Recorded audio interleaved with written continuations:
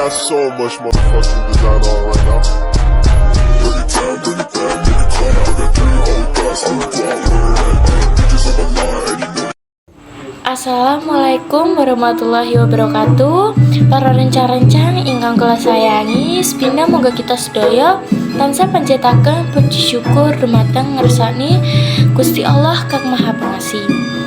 Datang kula dangan puniki kula nyuwun panjenengan dumateng panjenengan sedaya kula badhe matur sekedhik ngenani akhlak ingkang sae. Bapak Ibu guru, para mitraku serta para rawuh sedaya perlu kita kawunyani menawi akhlak ingkang sae puniki wigatos saged dipun tindakake dhateng bebiaran agung.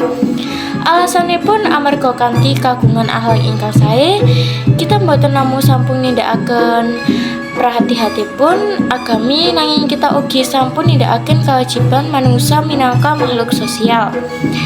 Akhlak ingkang sae menika tuladanipun kata saged dhateng alam bebiaran punika asring dumados kahanan ingkang kirang marani dhateng penggalih amargi kita tiyang ingkang tumindak semrening boten manut kalian aturan.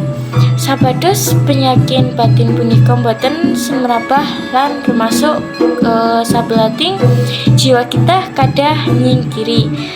Salah satu tunggalipun ingkang minanti kanthi ngerangus menawi geseng dhateng alam daya punika suwados sawang-sawang.